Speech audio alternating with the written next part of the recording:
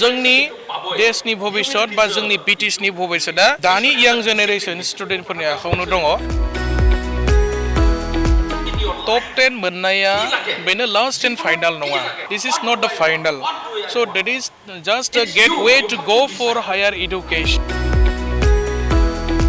नोंथांमोना hard work खालाम, खस्थ' खालाम, गोबां फराय, 10-12 घन्टा फराय, मोजाङै फराय, गोसो होनानै फराय, अब्लानो माने जिबनाव साक्सेस जानो हायो। उदालगुरि डिस्ट्रिक्ट BPF आरो उदालगुरि डिस्ट्रिक्ट BJP नि बानजायनायाव थांनाय 2026 मेट्रिक आरो हायार सेकेन्डारि लोगोसे सेबा आरो CBSE जायफोरा माने डिस्ट्रिक्टनि मादाव टप 10 जायगा मोननो हाबाय। टटेल 116 स्टुडेन्टसफोर बिथांमोनखौ साफायाव 20,000 केस एवार्ड होनानै लोगोसे साइटेशन लेटार होनानै बरायनाय जादों। आरो बाहाय जोङो स्टुडेन्टफोरखौ इन्सपाइरेसन खालामनो थाखाय बे हाबाफारिखौ हाग्रामा सारनि थिननायाव जोङो मोनफ्रोमबो डिस्ट्रिक्टआव लादों। आरो फैयै फैयै दिनै उदालगुरियाव जोबथा। बे हाबाफारियाव गोबां स्टुडेन्टफोर गार्जेनफोर बाहागो लाफैदों। माखासे स्कुलनि प्रिन्सिपाल हेडमास्टारफोर बिथांमोनाबो बाहागो लादों। आङो स्टुडेन्टफोरखौ बुंदों जे टप 10 मोननाया बेनो लास्ट एन्ड फाइनाल नङा।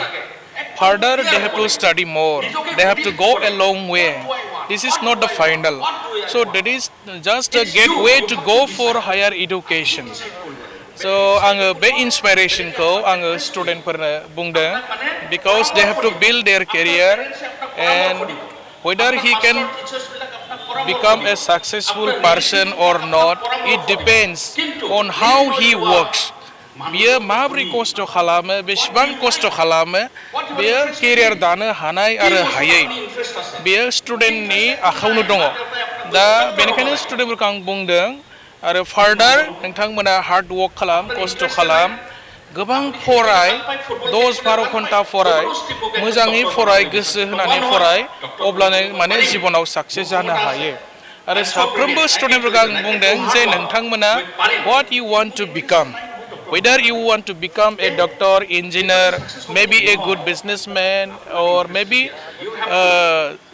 whatever you think. नोङो टेबोलाव लिरनानै ला आरो बेखौ सानफ्रोमबो गोसोखांनानै खस्थ' खालामहोगासिनो दं आङो।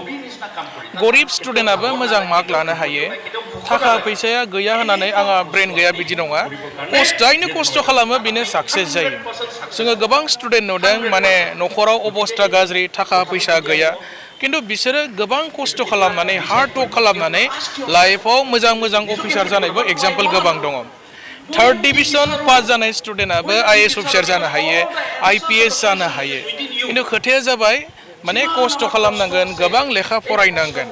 जे IAS माने UPSC एग्जाम लिरनो थाखाय पार्सेन्टेजनि गोनांथि गैया। खिन्थु UPSC एग्जामा अल इन्डिया लेभेलाव जायो, जोबोद मोनसे टाफेस्ट मोनसे एग्जाम, जोबोद गोब्राब एग्जाम। बेखौ बे एग्जामाव एपियार जानो थाखाय पार्सेन्ट नाङा। खिन्थु बे एग्जामानो बिराद गोराखा।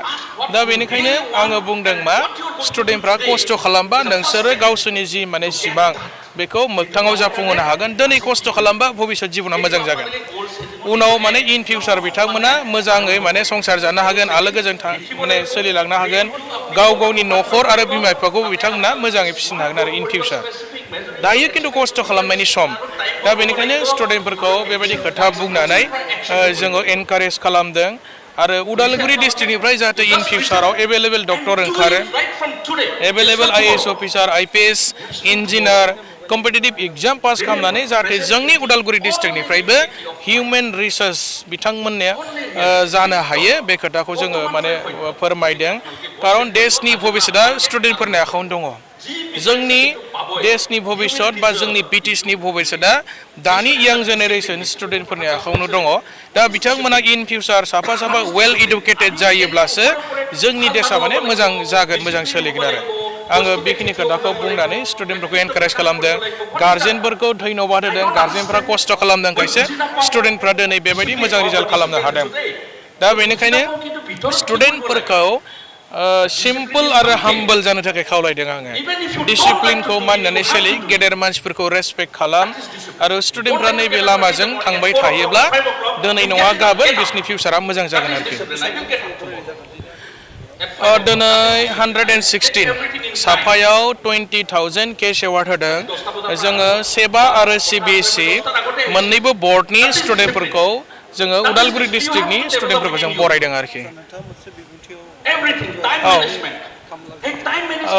3 लाखा जाबाय जायफोर ML साबजेक्टआव हाइस्ट मार्क मोनगोन PTC ओनसोलनिफ्राय आरो बियो गभर्नमेन्ट रिकगनाइज इनस्टिट्युसननिफ्राय जानांगोन आरोखि सरकारि भाबैसो फरायनाय जागोन नालाय दा सरकारि स्कुलफोरखौसो माने ML साबजेक्टआव 3 लाख थाखा होनाय जागोन सरकारि स्कुलनिफ्राय मोननायफोरखौ आरो हाइस्ट मोननायफोरनो 5 लाख थाखा बेखौ जोंनि BTC सरकारनि एग्जिकिउटिभ काउन्सिल मिटिंआव दाखालिनो पास खालामखाबाय आरो 5 लाख आरो 3 लाख होनाय डेटआ थाबैनो डिक्लेयार जासिगोन आरो खयजन स्टुडेन्टआ मोनगोन बिनि डाटाखौबो जों कालेक्सन खालामना लाखाबाय आरो अलरेडि दङ उदालगुरिनिफ्राय आं दिनै सोर सोर दङ बेखौ बुंनाय नङा बे आनअफिसियेल जागोन अफिसियेलि बिथांमोननि नामा माने पाब्लिश जागोन आरो साननैसोनि गेजेरावनो अके